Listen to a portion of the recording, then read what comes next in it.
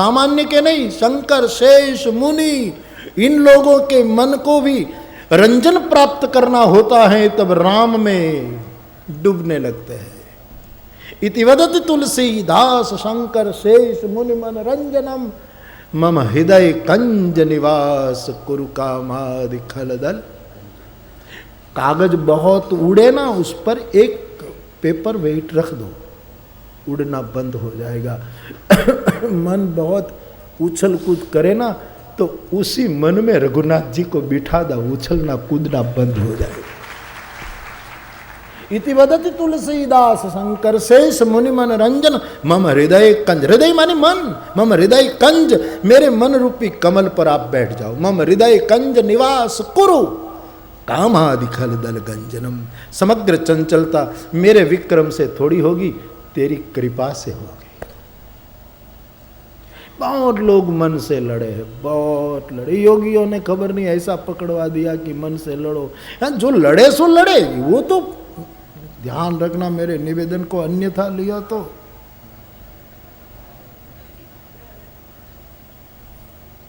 अन्यथा लिया तो आपको लगा होगा कि बापू कहेंगे कि आपकी खैर नहीं। नहीं नहीं नहीं, खुदा खैर करे। लेकिन सोचो, योगी लोग कर सकते हैं।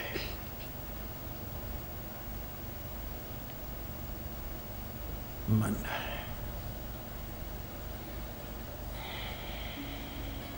गोस्वामी जी कितना मन से प्यार करके समझाते। प्रमाण सुनिए। दीप शिखा सम जुबती तन अमन जनि होसी पतंग। है मन, संसार में विषयी तो दीप शिखा है, तू यदि पतंग या जिगनू बना तो जल जाएगा।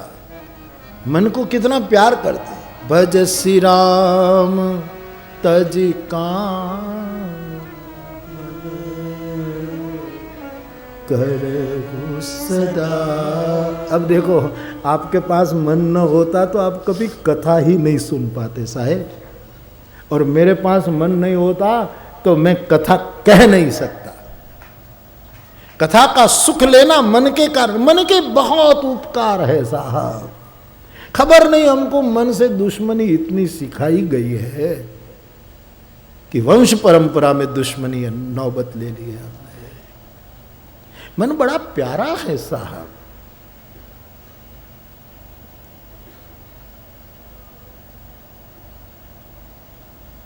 ईश्वर की विभूति है, इससे लड़ना क्यों?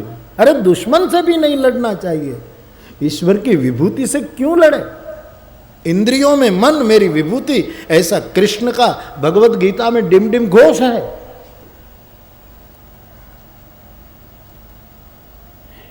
मेरी बिल्ली और मुझसे म्याऊं, ऐसी बात हो गई। हाँ जरूर कहा गया, मन रूपी मृगला ने मारो मामद शाह। ये मारने तोड़ने की बात रास नहीं आ रही है साहब।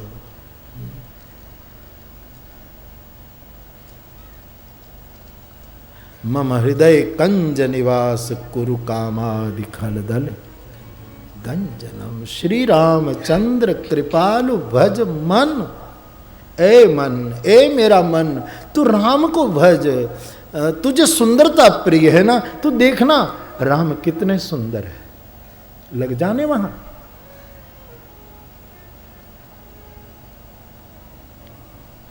हरण भव भाई, और मैं तुम्हें जहां लगाना चाहता हूं कोई सामान्य सुंदरता नहीं है। नवकंज लोचन, नेत्र भी सुंदर। नवकंज लोचन, कंज मुख पे पूरा चेहरा कमल जैसा। नवकंज लोचन कंज मुख कर, हाथ भी कमल कर। कंज लोचन, नेत्र भी कमल की तरह।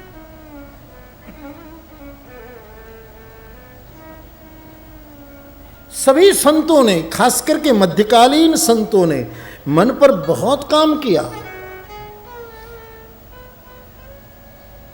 मेरो मन अनत कहाँ सुख पाए। जैसे उड़ी जहाज को पंछी, जैसे उड़ी जहाज को पंछी, फिरी जहाज में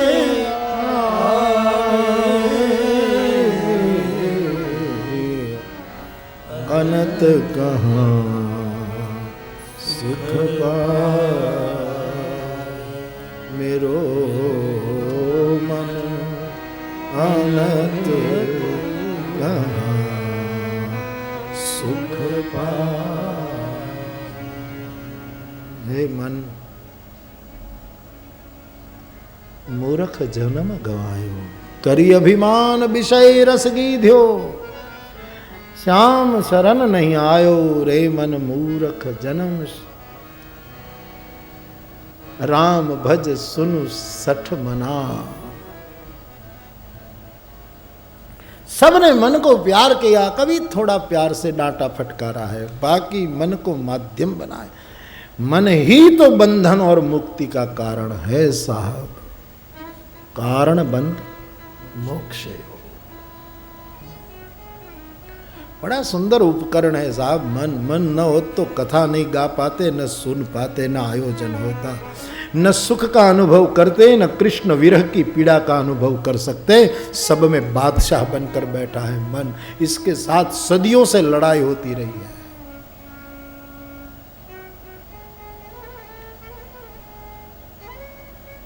मन, तुलसी ने मन पर बहुत काम किया, बहुत काम किया। तुलसी ने पूरा रामचरितमानस का, किसी ने कहा एक पंक्ति में कह दो कि रामचरितमानस आप क्यों लिख रहे हैं, 7 करोड़ रामायण है, इनमें आपको एक रामायण और लगाने की क्या जरूरत है। और भाषा का ग्रंथ बना रहे, संस्कृत का जमाना है और आप भाषाबद्ध करने जा रहे, इससे क्या समाज को नया मिलेगा। बोले मैं समाज के लिए कुछ नहीं कर रहा हूं, तो मैं उसको इसीलिए गा रहा हूं, भाषा में उतार रहा हूं। भाषाबद्ध करब में सोई, मोरे मन प्रबोध जेगी हो। भाषाबद्ध करब में सोई, मोरे मन प्रबोध जेगी हो। मैं इस कथा को भाषाबद्ध कर रहा हूं ताकि मेरे मन को बोध हो। राम भज सुनु सठ मना। उससे दुश्मनी, अरे घर के लोगों से दुश्मनी अच्छी नहीं साहब। मन अपना है, चित्त अपना है, जब तक न जाए अहंकार भी अपना है, बुद्धि अपनी है। इनसे जरा ठीक से समझौता करो, समझाओ वेद के ऋषि की तरह। तन्मय मन शिव संकल्प मस्तु, इस न्याय से उसको समझाओ। कृष्ण भी समझाने को कहते हैं, चंचलम ही मन कृष्ण।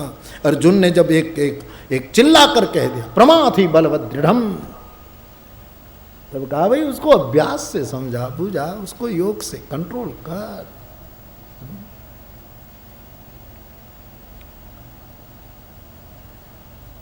मन न होता तो न कथा होती, न सुन पाते, न आयो। मन है तो सब है, समझो। मन के गालियां मत दो, ये मन न हो तो।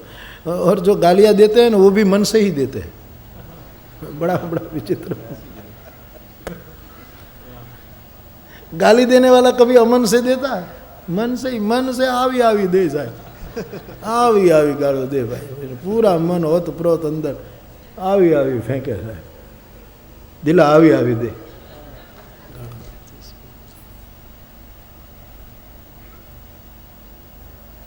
कारण बंध मोक्ष यो साहब, मन ही तो केंद्र में है, क्यों इससे दुश्मनी। દરિયામાં રહીને મગરમચ્છ સાથે વેર ન કરાય મારા બાપ.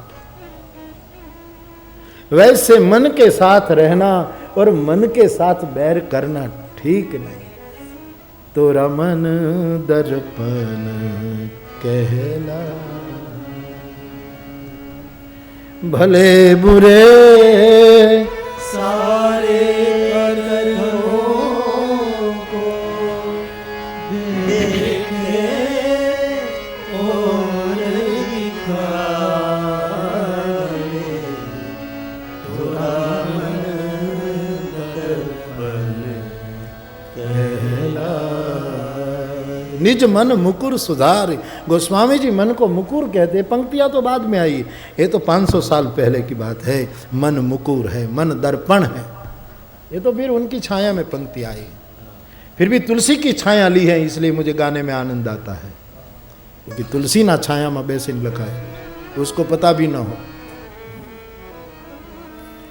मन ही देवता मन ही ईश्वर, मन सबका मन से कोई बात छिपे ना.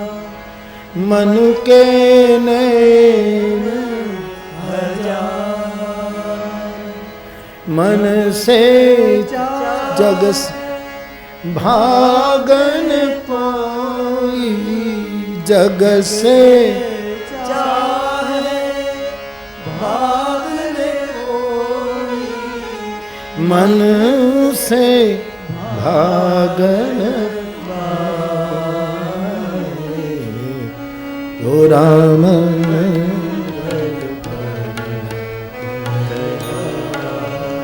हे प्यारे, तो राम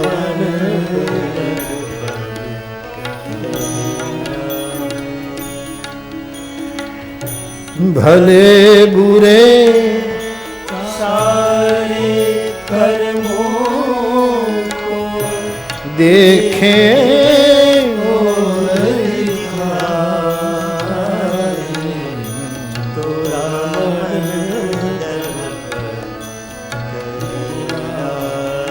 अब साहब दियासली मंदिर के दीपक को भी प्रज्वलित कर सकती है और किसी के घर में आग भी लगा सकती है. दियासली का क्या कसूर? दुरुपयोग सदुपयोग करने वाली बुद्धि निमी कारण है. मन तो गीता ने कहा बंधन और मुक्ति का कारण है. लगा लो ने मुक्ति में, उनको मोक्ष दे देगा मन, लेकिन उपयोग ना आए तो वही मन बंधन में डाल. मन का क्या कसूर है यार? रणम बंध मोक्षयो, मन ही तो कारण है. तोरा मन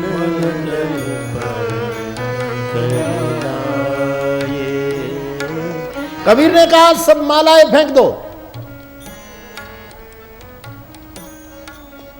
माला फेरत जगमुआ गया न मन का फेर. अब मन का कर का मन का डार के तू मन का फेर. मन की माला, सांसों की माला पे सिमरू में सीताराम. मन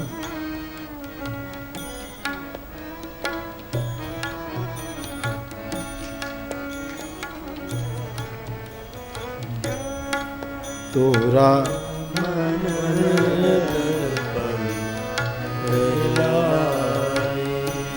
कभी कभी चित्रपट वाले भी कितने शुद्ध सिद्धांत को अपनी पंक्तियों में डाल देते हैं.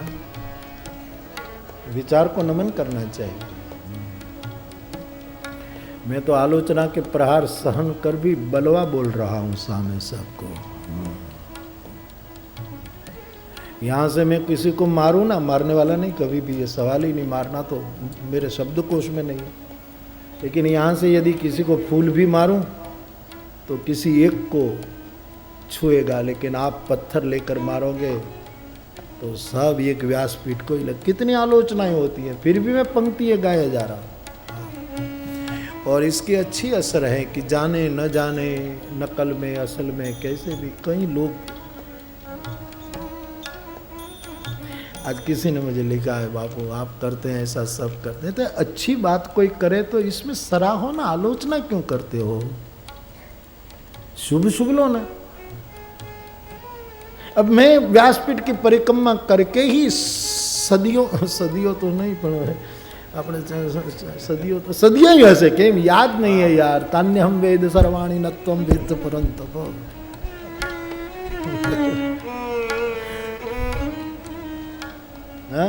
बहूनि में व्यतीतानि जन्मानि तव चार्जुनम्।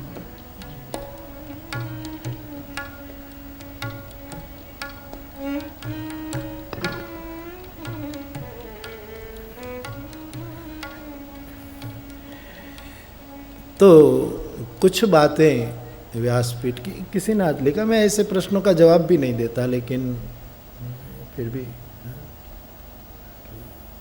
अच्छी बात यदि कोई कबूल करे तो इसमें बुरी बात क्या है? अच्छी बात है ना सब। बोले कि एक भाई ने पूछा कि आप व्यासपीठ को परिक्रमा करके बैठते, तो सब परिक्रमा करके बैठते थे, पूर्वाचार्य कोई परिक्रमा नहीं करते थे? बिल्कुल बिल्कुल बिल्कुल, मुझे कोई बताए।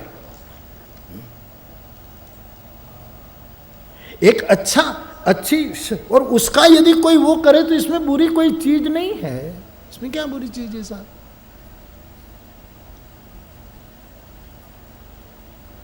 लेकिन महापुरुषों का नाम, लेकिन कथा जगत में जब कोई नहीं थे, तब एक कल दो कल 2-3 वक्ता थे, तब भी किसी महापुरुष इसी अपने ढंग से वो करते थे। मेरी अदा अपनी है, इनमें से शुभ कोई कबूल कर ले तो अच्छी बात है, इसमें क्या बुरी बात है? शुभ हो तो।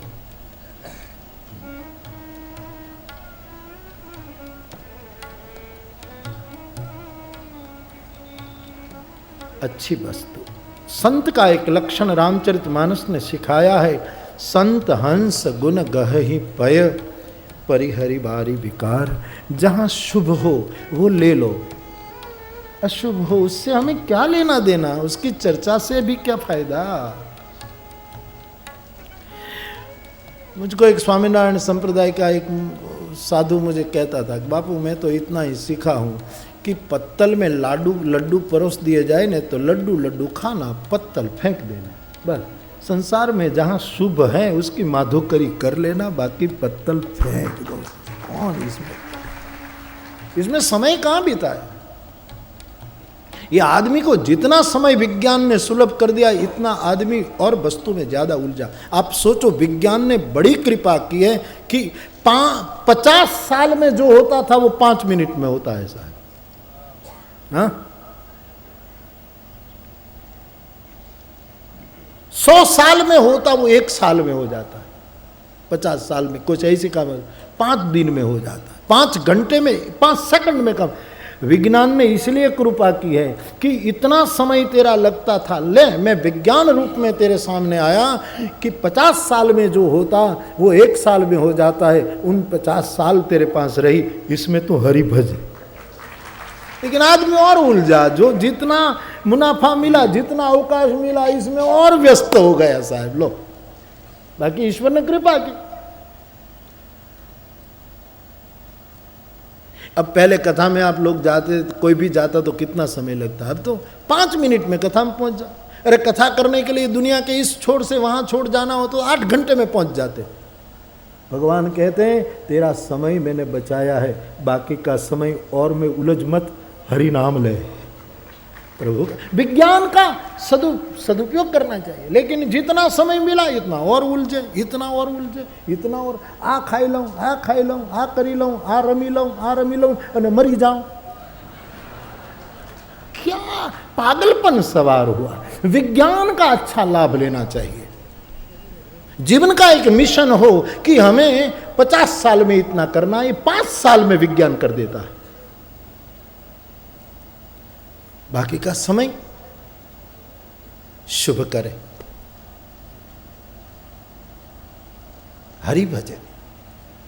विज्ञान ने बड़ा आशीर्वाद दिया है, लेकिन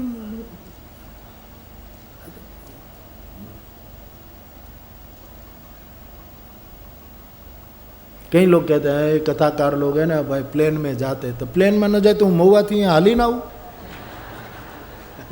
प्लेन में इनको तो घूमना है, प्लेन में जाना है, लहर लहर है ले। पहले के साधु संत तो पैदल चल कर जाते, अब ये देशकाल नहीं रहा साहेब। अब मैं महुआ से निकलूं पैदल 3 વર્ષે પહોંચું ઉલ્લાસનગર।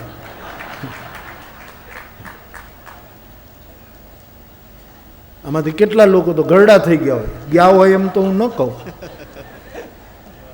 सोचो क्या होगा। विज्ञान का सदुपयोग करना चाहिए, विज्ञान में आसक्ति नहीं होनी चाहिए। उसका जितना विवेक से उपयोग हो इतना सदुपयोग कर लेना चाहिए। अब अमेरिका में कथा करने जाएं और कोई कहे कि नहीं पहले के आचार्य लोग दरिया पार नहीं करते थे, अब प्लेन में जाओ तो ठीक नहीं, तो केम जाऊं ले यारे पहुंचिए। कथा करावनारा बिचारा तबियत एनी बराबर न हो तो एनी समाधि में पहुंचाए, अग्नि संस्कार में पहुंचाए। कैसे हो सकता? जरा प्रैक्टिकल हो यारो, जरा व्यवहारू बनो, सोचो तो। 1.5 કલાકમાં શાંતાકૃતિ ઉલ્લાસનગરમાં નાખી દઈશ આ છોકરાઓ મને। 1.5 કલાકમાં લ્યો, એ ગાડી ન હોય તો શાંતાકૃતિ નીકળો સવારમાં લ્યો, પગે હાલતા હાલતા હાલતા તો હજી ક્યાં પહોંચ્યા હોય, એરપોર્ટે માંડ માંડ પહોંચ્યા હોય।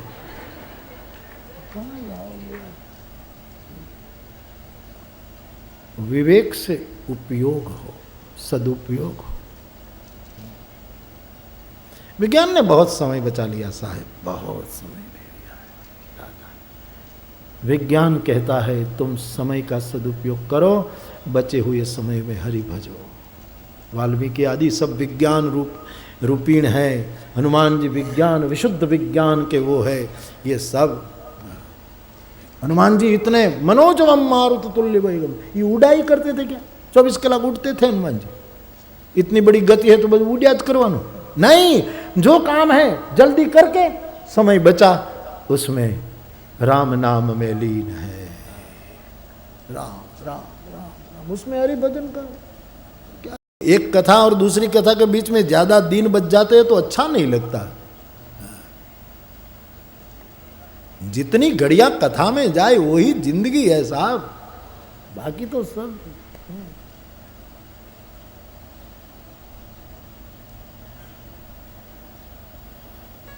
मन की चर्चा चल रही है। मानस, ये तुलसी ने नाम ही मानस रखकर अद्भुत काम। अस मानस मानस चखचाही, भय कवि बुद्धि विमल अवगाही। रचि महेश निज मानस राखा, पाई सुसमय शिवास बाखा। मानस है।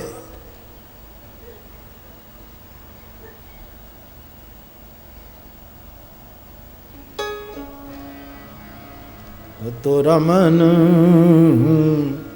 दर्पण कहरा,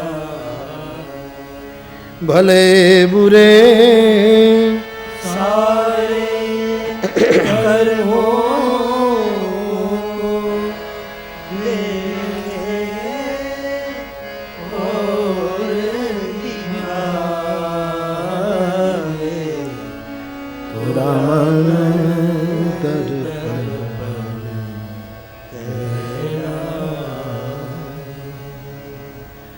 रमन। लोग कहते हैं ना मन को एकाग्र करके हरि भजो भगवान। अरे मन एकाग्र न हो तो भी हरि भजो, एकाग्र हो जाए और हरि भजे। ये कोई बड़ा शिखर सर नहीं किया, मन उथल पाथल करे फिर भी हे हरि हे हरि हे हरि नारा लगे, उसी में साधक की कसौटी है। हिमालय में तो पूरी दुनिया शांत हो जाए, उल्लासनगर की ट्रैफिक से भरी बाजार में तुम कितने शांत रह सकते हो, वहां कसौटी है।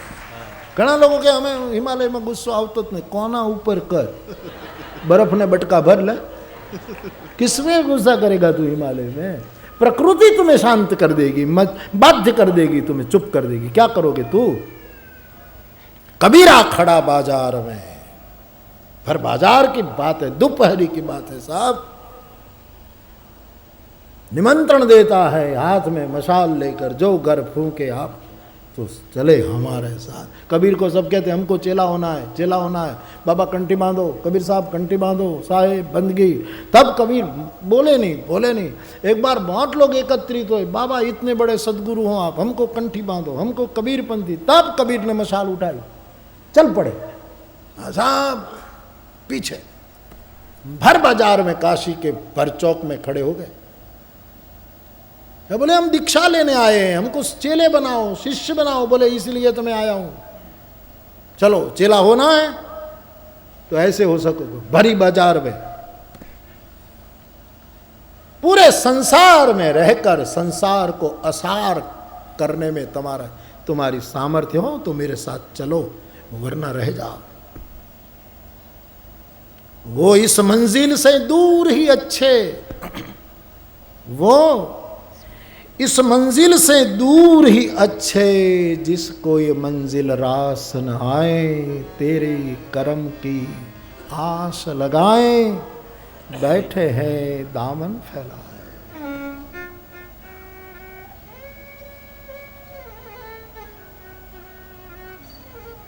तो बाप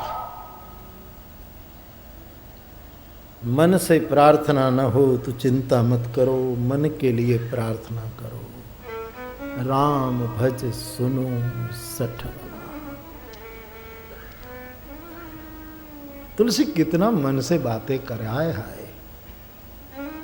चिरजियो तुलसी के बेटे चिरजियो। कहते हैं कामी नारी प्यारी जिमी, लोभी प्रिय जिमीदार, तिमि रघुनाथ निरंतर, प्रिय लागहु मोहि। मन न हो ना तो कोई प्रिय नहीं, कोई अप्रिय नहीं।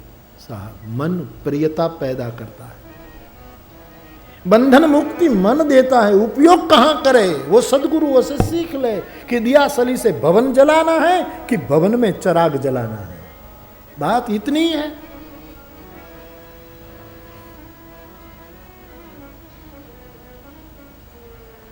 बात इतनी सी है, कह दो कोई दीवानों से। आदमी वो है जो खेला करे तूफानों से। भरी दुनिया में, भरी दोपहरी में एसी है ना, वो तो कमरे में होता है, एसी अंतःकरण में होना चाहिए साहब। कमरे में एसी यंत्र लगा रहता है, साधु के अंतःकरण में एसी लगता है। उसको कोई गर्म नहीं कर सकता साहब, साधु को कोई गुस्से में नहीं ला सकता। माए का लाल कोई पैदा नहीं होता कि कई घटनाएं पे, लेकिन साधु गुस्से हो जाए, नहीं बन सकेगा, असंभव है।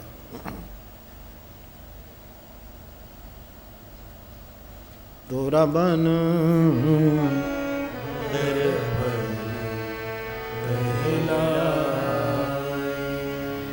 भले बुरे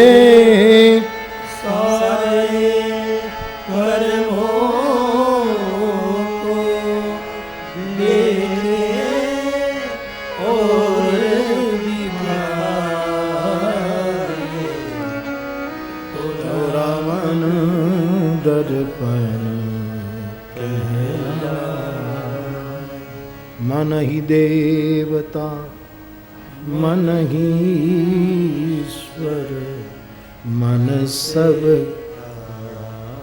आधार।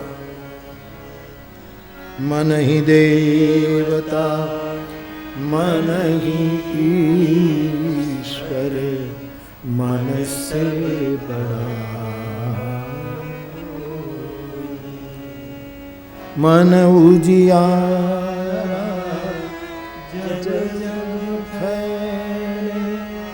जग उजियारा हो, इस उजले दर्पण धूलन जमने तोरा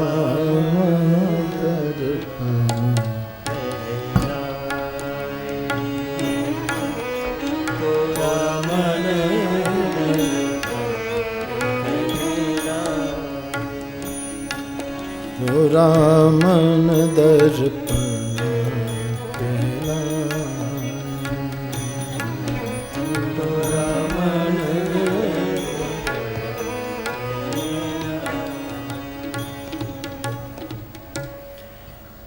गोस्वामी जी मन पर बहुत बोले हैं, मन पर उसने बहुत कुछ कहा है।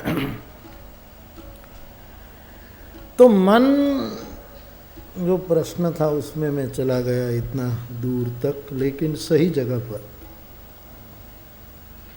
राम ने रावण को मारा, कृष्ण ने कंस को मारा, साईं ने मन को मारा। साईं तो मन को मार ही सकता है, सवाल हम जैसों को है। हाँ? हमारे लिए मन को मारना बड़ा मुश्किल है। मन को समझाए, मन से प्यार करे। अच्छी इंद्रिय है मन, क्यों दुश्मनी, संघर्ष क्यों? 21वीं सदी में संघर्ष त्याग हो, समर्पण हो। तो ये कुछ बातें जो मेरे सामने आई, इसका जवाब मैं देने लगा। और मूल बात तो ये कि पंचशील गुरु न हो तो क्या करें, हटाए ना हम हट जाए, सीधी सी बात। देखो एक जगह बहुत गर्मी, ये होली देहातों में होली जब जलाते हैं लोग, तो जो इनकी जो आंच है वो जितनी सहन कर सके इतने लोग निकट रहते हैं, नहीं सहन करते वो दूर हट जाते हैं। आपको लगे कि ऐसा है कि यहाँ संताप है, इस गुरु में मुझे शांति नहीं मिली, तो खुद हट जाओ। इसको गाली गलौज न करो, उसकी बदनामी न करो। गुरु ऐसा था, ऐसा निकला, पाखंड निकला, हम धोखे में। तेरा भी कुछ स्वार्थ होगा तभी तू फंसा। इस दुनिया में अकेला कोई किसी को फंसा ही नहीं सकता, दोनों के कुछ स्वार्थ होते हैं। गुरु लोभी, शिष्य लालची, दोनों खेले दाव, दोनों का हिस्सा होता। गुरु अंध बधिर के लिखा है साहब तुलसी की दृष्टि। कोई गुरु एमने कोई नो छेत्री से ओइलो अर्धो जवाबदार हो। आपको 5 रुपया का 5000 कर लेना है, तब गुरु भी ऐसा मिल जाएगा साहब कि 5 भी ले जाएगा। फिर कहो कि दुनिया दम भी है, लेकिन तुम दोनों एक जहाज के हो। बैठ पत्थर की नाव, कबीर साहब के, दोनों डूबेंगे क्योंकि दोनों पत्थर की नौका में बैठे। ये तो नियम है साहब। तुम तो मुंबई वाले और इस मुल्क के लोग तो ज़्यादा समझोगे। जित जैसी डिमांड ऐसी सप्लाई। मांग क्या है, ऐसी सप्लाई लोग कर देते हैं। धर्म भी विज्ञापनों से चल रहा है साहब। एक समय था जो विजडम से चलता था, भीतरी विज्ञान प्रकाश से चलता था। धर्म विज्ञापनों से चलता है। वो अमेरिका का इतना बड़ा धनी आदमी है ना, रथचाइल्ड, कितना बड़ा अरबों खरबोपति माना जाता है पाश्चात्य जगत का। इतना उसका धंधा चलता था कि बीमा कंपनी वाले, एडवर्टाइजमेंट वाले, विज्ञापन वाले, प्रसिद्धि करने वाले, अखबार वाले, संपादक से लेकर सामान्य तंत्री तक, बीमा एजेंट, सब लोग इनके पीछे ही पड़े रहते हैं कि आप विज्ञापन दीजिए, विज्ञापन दीजिए, विज्ञापन दीजिए, आपका धंधा और बढ़ेगा। आप तो एक आदमी वो मना करे, नौकरों से धक्का दिलवा करके बाहर फेंक दे, तो भी रोज सुबह में जा करके नहीं विज्ञापन अखबार पे दीजिए, आपकी कंपनी की जाहिरात की। वो कहे मेरी कंपनी 50 साल से बिना जाहिरात चल रही, मैं कोई भी वस्तु खोलूं 1 महीने में बिक जाती है, मुझे कोई विज्ञापन की जरूरत नहीं। 5 साल से एक आदमी रोज आए और उसको धक्का देकर निकलवा दे। एक शाम को वो आया और कहे विज्ञापन दीजिए, जाहिरात दीजिए, जाहिर खबर दीजिए। बोले मैंने कहा ना आपको कि 50 साल से मुझे कोई जाहिरात नहीं करनी पड़ी, मेरा धंधा सुचारू चल रहा। इतने में एक चर्च में घंटी बजी शाम को, तो वो जो आया था खबर लेने विज्ञापन, उसने कहा ये घंटी कहाँ बज रही? बोले चर्च में। कितनी साल पुराना चर्च है? बोले 500 साल पुराना। कि 500 साल पुराना है ना, तो भी शाम होते ही यहाँ चर्च है, उसका विज्ञापन घंटे बजाकर करना ही पड़ता है। तू तो 50 साल की मूली है, कल नष्ट हो जाएगी। उसके बाद वो विज्ञापन देने लगा। धर्म को भी विज्ञापन की जरूरत पड़ती है कि घंटी बजती है। विज्ञापन केवल और केवल भक्त हृदयी अध्यात्म को नहीं पड़ती है। भक्त हृदयी अध्यात्म, रससिक्त अध्यात्म, प्रेम पूर्ण अध्यात्म, उसको कोई घंटी बंटी बजाने की जरूरत नहीं है कि चलो भाई आओ कथा है कथा है। मैं तो कहता हूं कि जहाँ कथाओं ने वहाँ ठीक है कि जाहिरात लोगों के पता लग जाए। बाकी मेरी कथा के लिए तो मैं विनती भी करूं कि भाई बहुत जाहिरात करने की भी जरूरत नहीं होती, एक बार लोगों को खबर हो जाए कि भाई कथा है। विज्ञापन कभी कभी धंधा बन जाता है।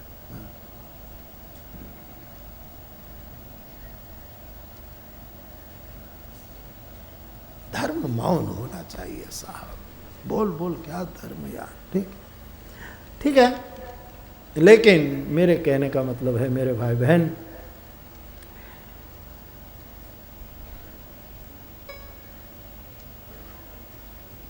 मन को मारना अच्छी बात है, जो मार सके वो पीर है। हम जैसों के पाले नहीं पड़ता तो हम तो हमारी लेवल की बात करते हैं। बाकी जो ऊपर उठ गए उसको तो कहाँ प्रणाम करे और क्या करे साहब। तो मन को मारने की जो बात पूछी थी उसमें मैं आगे बढ़ा और मूल बात हमारी वो थी कि भगवान राम की कथा का अधिकारी वो है जिसको गुरु के चरण में प्रीत है।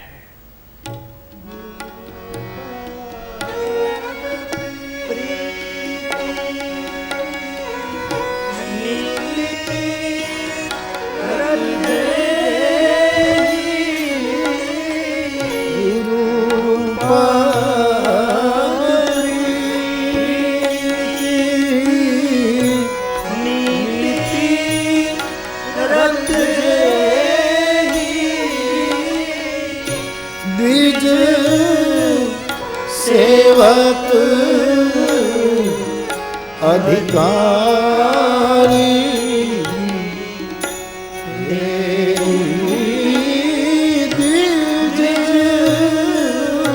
सेवक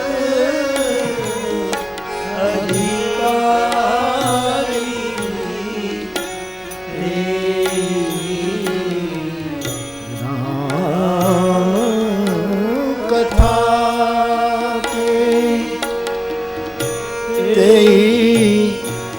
अधिकारी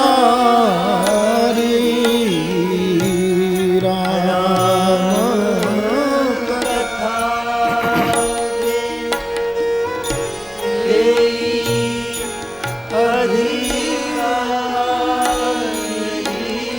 जिनके सत संगति अति प्यारी, जिनके संगति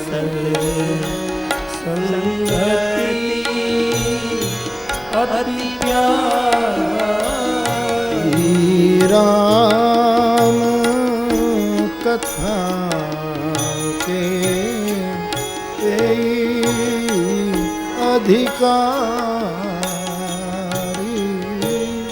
राम कथा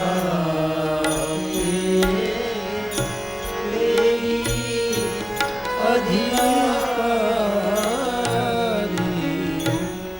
तो भगवान की कथा का अधिकारी कौन, उसकी कुछ चर्चा हम विशेष रूप से इस कथा में कर रहे हैं। राम कथा का अधिकारी वो है, भगवत कथा का अधिकारी वो है जिसको गुरु के चरण में प्रीत हो।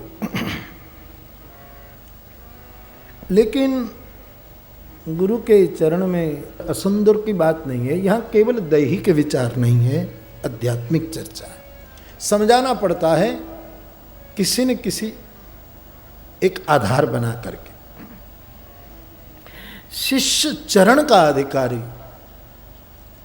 गुरु शिष्य के चेहरे का अधिकारी।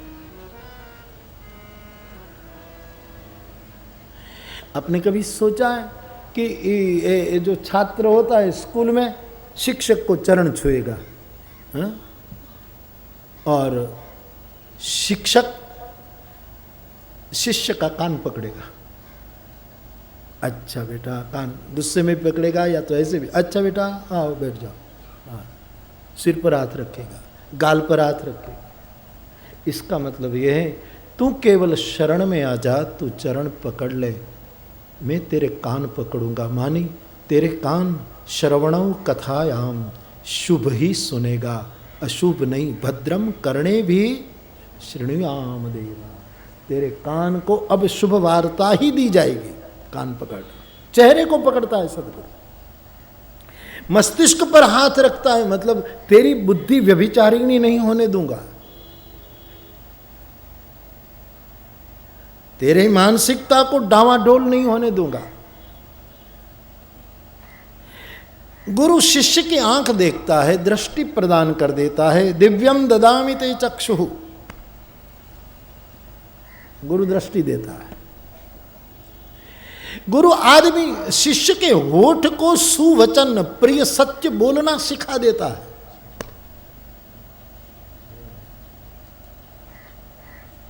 होठ पर काम करेगा, आंख पर काम करेगा, बुद्धि पर काम करेगा, कान पर काम करेगा शिष्य के। ये बड़ी अच्छी, हाँ जरूर यदि गुरु जो पंचशील युक्त न हो तो शोषण हो सकता है, लेकिन ये शिष्य के सिर पर हाथ रखने की विधा केवल और केवल भारतीयों की।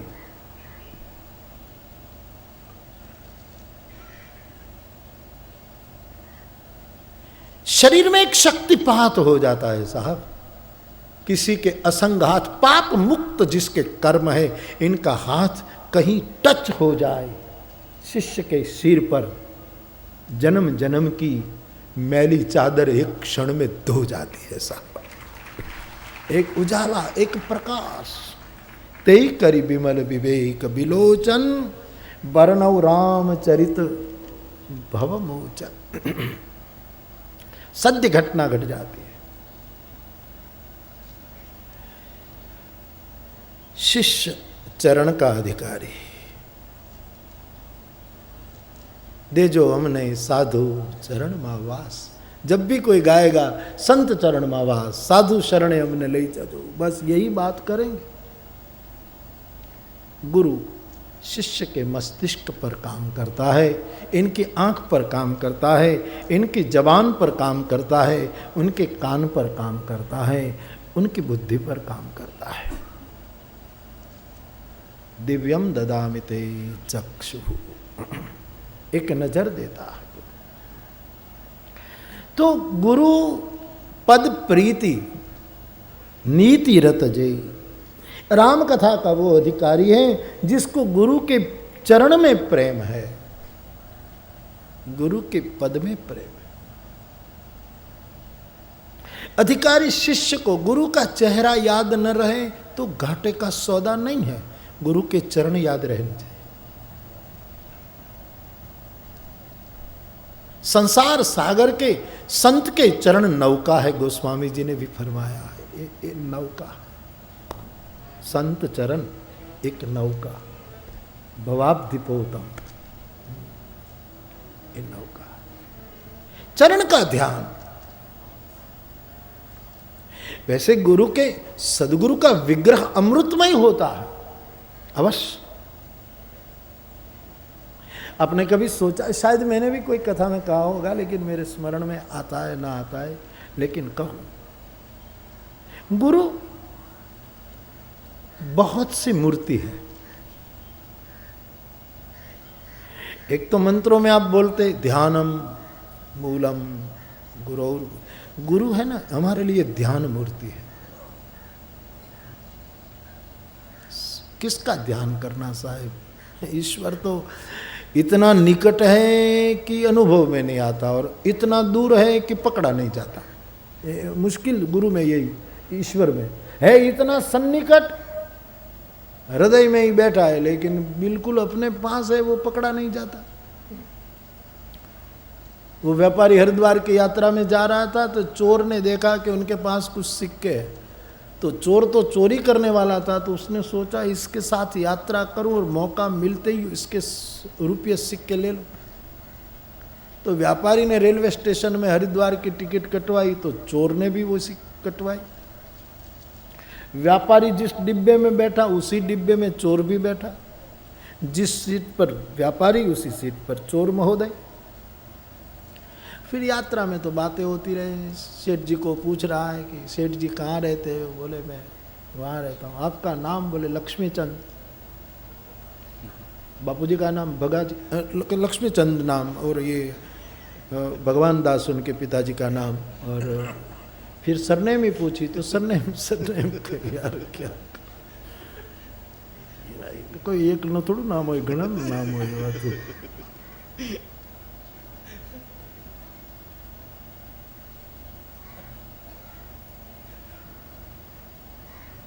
तो क्या हुआ मैं आपको बताऊं।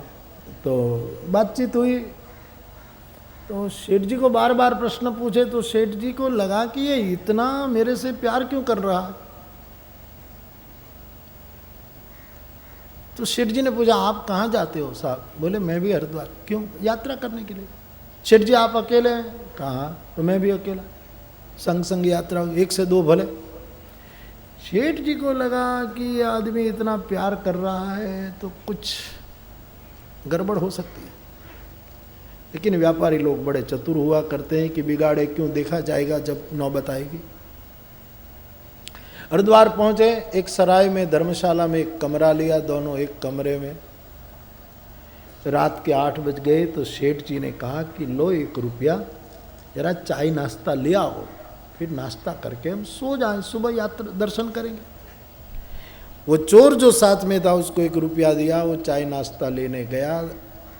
वो आए तब तक सेठ के पास जो चांदी के सिक्के थे वो उसने कमरे में छिपा दिए। अब वो नाश्ता ले आया, दोनों ने खाया और दोनों सोए। अब चोर तो चोरी करने आया था, उसको कैसे नींद आए। तो 12-1 बजे तो वो सेठ का कोट देखता है, जेब में हाथ डालता है, बैग खोलता है, सब चारों ओर पैसे खोजे लेकिन मिले ना। चोर को हुआ कि सेठ इसी कमरे में, पैसे भी इसी कमरे में, और सब तलाशी ली लेकिन पैसे मिलते नहीं। कमाल है। सुबह हुई, दोनों जागे, ब्रश किया।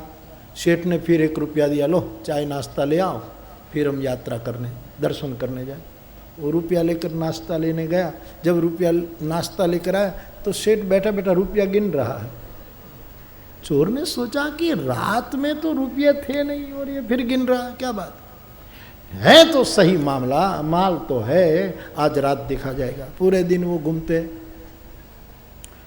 फिर 7-8 बजे थके मांदे आए, फिर सेठ रुपया देता है, लो थोड़ा ले आओ, हल्का फुल्का कुछ फल बल ले आओ, फिर खाकर सो जाए।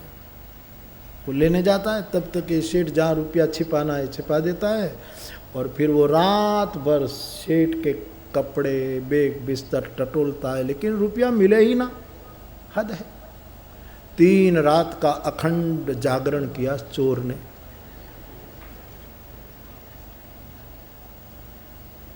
कुछ मिला नहीं। सुबह देखे तो पैसे हाजिर, रात में गायब है क्या। और सेठ भी जागता है, लेकिन इधर करवट बदल दे तो उधर सो जाए, उधर बदले तो उधर सो जाए, जागता हुआ। सेठ सोचता है कि बेटा तू लाख प्रयास कर लेकिन सिद्धि मिलने वाली नहीं तुझे। मैं चोरों का चोर हूं बेटा, तो रात का है, मैं दिन का हूं। ऐसा व्यापारी था ना, इसलिए व्यापारी। तो चौथे दिन चोर हारा। रात को पैसे नहीं, सुबह में नाश्ता लेकर आऊं तो पैसा गिनता है। हद है। आया तो गंगा जल ले आया चोर। सेठ जी ने कहा चलो ना, बोले पहले नाश्ता नहीं, पहले आपके चरण प्रक्षालन करने दो। अरे बोले इतनी भक्ति तुझे कह, बोले नहीं सेठ जी, बस सेठ जी आज मैं पा गया, मैं पूरा पा गया, 3 रात में मैंने पा दिया, तुम चरण दो, आप महान। શેઠ કે તું ચરણ દો કે આખો નાખો મને નવડાવી દે, બાકી બેટા હું તને નવડાવીને વયો જવાનો છું, તું मुझे कुछ कर नहीं पाएगा। फिर जिज्ञासा की, सेठ जी मैं चोर हूं। गुरु के आगे तो आत्मनिवेदन करना चाहिए ना, मैं चोर हूं, मैं कोई तीर्थ यात्रा के लिए नहीं आया, मैं तो आपके रुपये देखकर आपने हरिद्वार की टिकट ली तो मैंने ले ली, मैंने सोचा कि पैसे चुरा लेंगे आपके साथ रह करके, लेकिन 3 मेरा हाथ कभी खाली नहीं लौटा, कोई रात मेरी ऐसी अपशुकनियाल नहीं गई, 3 रात में जागा, कुछ मिला नहीं। एक जिज्ञासा है, क्या? अथा तो ब्रह्म जिज्ञासा। ब्रह्म जिज्ञासा तो नहीं, मेरे ब्रह्म भांगो गुरुदेव मारो, તમે બ્રહ્મ ભાંગો, તમે કેટલાયને વેપારમાં ભાંગી નાખ્યા છે, मेरा ब्रह्म भांगो।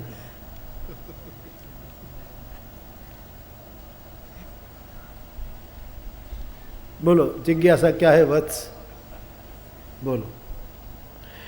बोले मैं रात भर आपको टटोलता हूं लेकिन पैसे नहीं मिलते, और सुबह में जब नाश्ता लेकर आता हूं और आप रुपये गिनते हैं, और कमरे के बाहर तो कोई दुनिया नहीं है, कमरे में ही तो हम हैं, तो ये रुपये रात को गायब कहाँ होते हैं?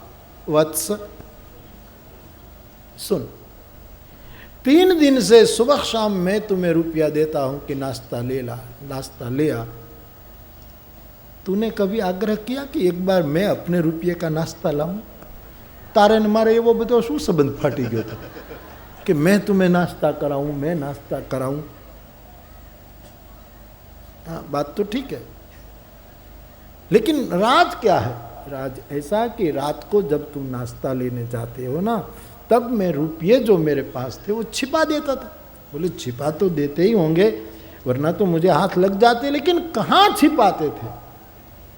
बोले और जगह नहीं, तू जब नाश्ता लेने जा तब तेरे बिस्तर का सिरहाना जो तकिया है ना, उसके नीचे में रुपया रख देता था। तो 3 रात से मेरा सिरहाना उछल कर रहा है, मेरा कोट देखता है, मेरा बिस्तर करता है, लेकिन संपदा तो तेरे ही सिरहाने के नीचे थी, तूने तेरा सिरहाना खोला ही नहीं। पैसे तो मैं वहीं रखता था, सुबह में नाश्ता लेने जा तो फिर वहीं से लेकर मैं गिनता था।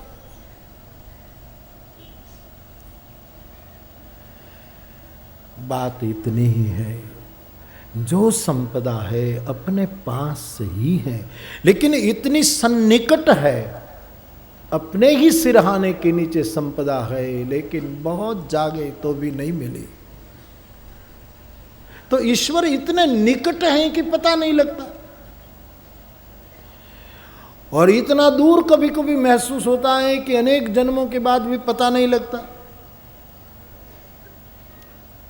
गुरु सदा सदा संग है, निरंतर साथ है, पता लग जाता है कि कोई है। इसलिए गोस्वामी जी कहते हैं गुरु पद प्रीति, गुरु के चरण में प्रीत। लेकिन तुलसीदास जी ने उत्तरकांड में प्रीत करने से पहले 2 सीढ़ियां चढ़ने को कहा है। प्रीत वो कर सकता है जो पहले 2 सीढ़ियां चढ़े। ये तुलसी के नियम से मैं आपको कहने को मन कर रहा है मेरा, तुलसी का ये मंत्रात्मक वाक्य। जाने बिनु न होगी परती, जाने बिनु न होगी परती, अबिनु परतीति होगी नहीं प्रीति, बिनु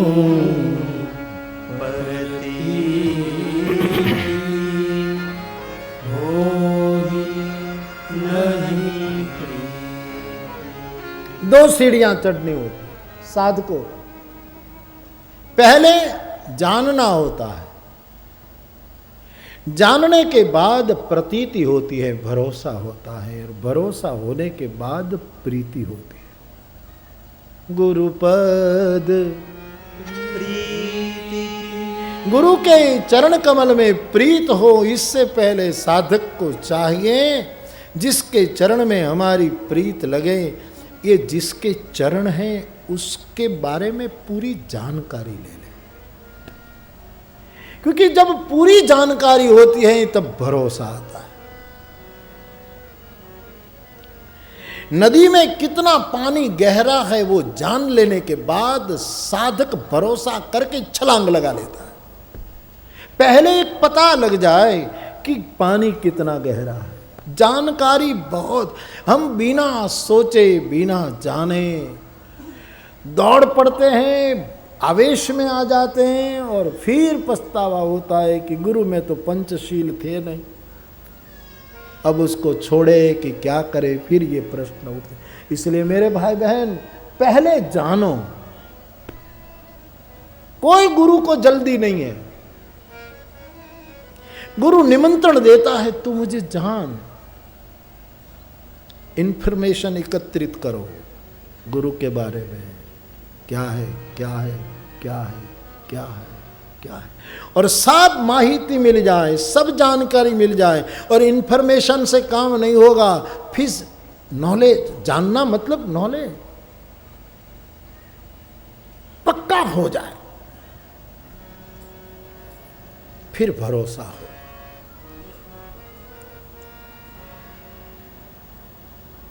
एक बच्चा है ना, आप अब देखो, एक बच्चा कोई गैर आदमी के पास भी नहीं जाएगा।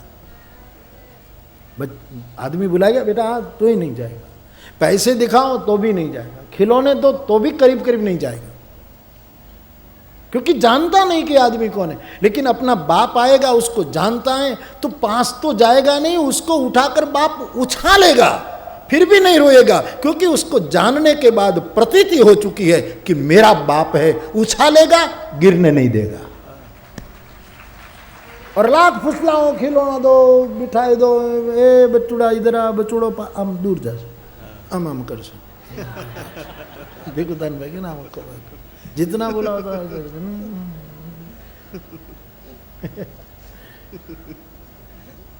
और अपने बच्चे को आप कितना भी उछालो, उसको पता है कि उछालने वाले की भुजाओं में ग्रहण करने की क्षमता है। जाने बिनु न हो ये प्रतीति, पहले जानो,